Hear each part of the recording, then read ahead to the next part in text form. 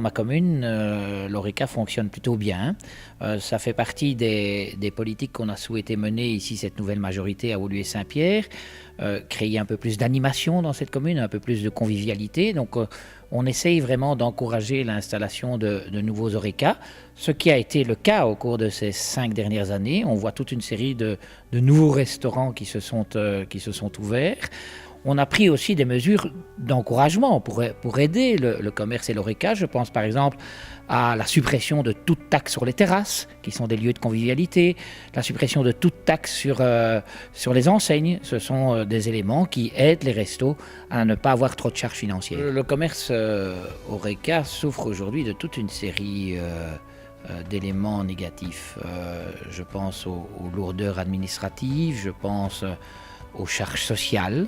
Moi je plaide pour qu'il y ait peut-être un système qui soit plus adapté à ce secteur. Ce sont les caisses enregistreuses, c'est le problème des contrôles d'alcoolémie, c'est l'interdiction de fumer. Je ne dis pas que je suis opposé à ces mesures, mais à un moment donné, tout ça s'accumule sur un secteur qui n'était déjà pas très florissant. On peut rajouter le problème de la mobilité, du stationnement dans un certain nombre de quartiers ici à Bruxelles, et donc ce qui fait que ce secteur est quand même en difficulté. Celui qui travaille en cuisine, c'est vraiment un métier d'artisanat, un métier d'artiste. Celui qui travaille en salle, c'est un métier de contact humain, de service à la population. Alors c'est vrai avec ces difficultés, puisque vous travaillez en principe au moment où les gens ont des loisirs, donc c'est souvent des horaires coupés, c'est le soir, ce sont les week-ends.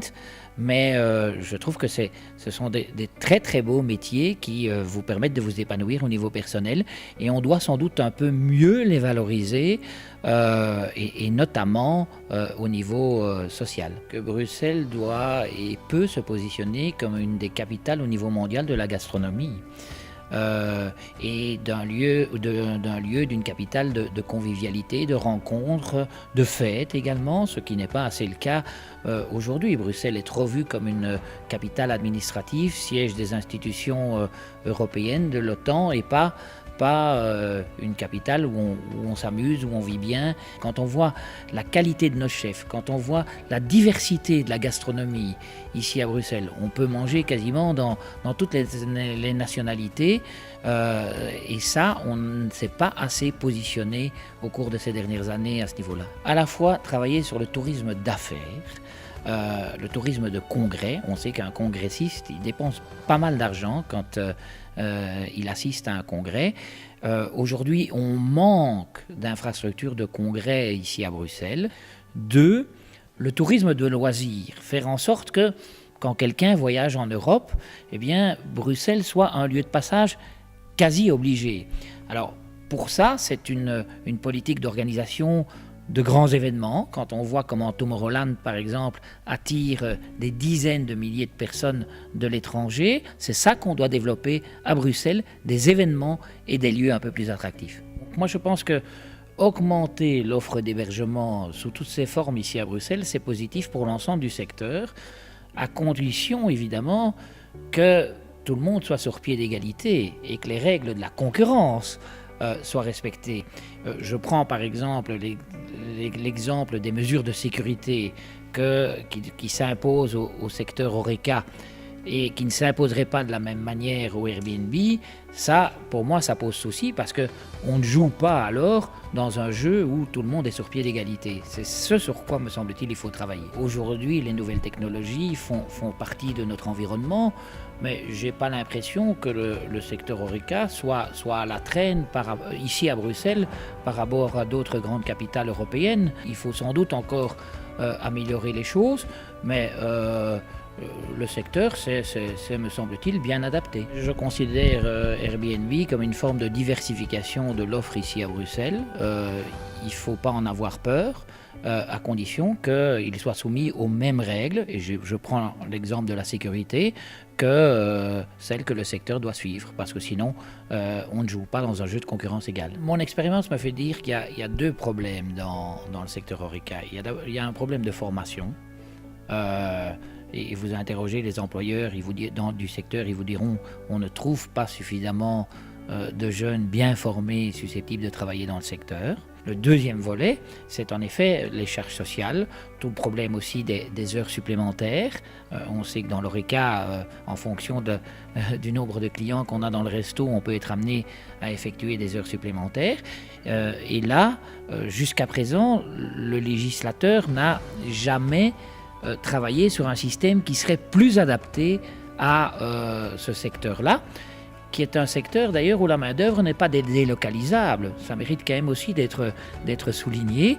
Et donc sur le moyen terme, moi je prône qu'on ait une réflexion pour adapter peut-être notre système particulièrement à ce secteur particulier. Très clairement, on a mis la charrue avant les bœufs. On a dit on va faire un piétonnier, enfin plutôt M. Mayer a dit je vais faire un piétonnier. Il a mis quelques blocs de béton aux entrées et aux sorties du piétonnier et il a cru que ça allait marcher. On a vu ce que c'était. Les gens ont déserté Bruxelles, le centre de Bruxelles. Ça c'est le résultat. Quand on fait un piétonnier, il faut le penser avec des architectes, avec des urbanistes, comme ils sont en train de le faire maintenant. Et puis il a voulu se vanter de faire le plus grand piétonnier du monde. Moi, je m'en fous que ce soit le plus grand piétonnier du monde. Ce que je veux, c'est que ce soit le meilleur. Et le meilleur n'est pas sans doute établi en fonction de la grandeur et de la longueur de ce piétonnier. Donc, je ne suis pas contre le principe. On voit que dans certaines grandes villes, ils l'ont fait. Mais il faut que ce soit réfléchi et puis ça doit rester dans une dimension qui permet quand même encore aux gens de se rendre dans le centre-ville. Pourquoi est-ce qu'aujourd'hui l'Horeca fonctionne bien dans une commune comme la mienne? C'est parce qu'elle est sécure, parce qu'elle est propre et parce que les gens y trouvent des places de stationnement sans trop devoir tourner en rond et qu'on a aussi trouvé des solutions avec les sociétés de parking pour faire en sorte que, par exemple, se garer toute la nuit, toute la soirée et toute la nuit près de la place du Mont-Stockel, ça coûte 2 € pour toute la nuit. Donc ça reste évidemment abordable. Ce sont des éléments que les clients prennent en compte au moment où ils font le choix d'un restaurant. Et je constate que dans ma commune aujourd'hui, l'Horeca se porte bien pour notamment toutes ces raisons-là, au-delà de la qualité aussi des produits et des services qui sont offerts dans ces maisons ici à Woluwe-Saint-Pierre. Le Belge et les Bruxellois ne sont pas encore habitués, c'est pas encore dans les mentalités d'aller au restaurant en transport en commun, ce qu'on fait dans d'autres villes. Encore faudrait-il que le réseau de transport en commun soit suffisamment bien maillé, c'est-à-dire qu'il recouvre bien toute la région bruxelloise et suffisamment régulier. Il y a encore des progrès à faire à ce niveau-là. Vous parliez tout à l'heure de l'adaptation du secteur. Je pense qu'il serait intéressant aussi que le secteur Horeca développe un peu plus des collaborations avec le secteur des taxis, par exemple. C'est peu le cas aujourd'hui, mais pour faire en sorte que ces problèmes de mobilité puissent être pris en compte et être couverts notamment par le secteur des taxis.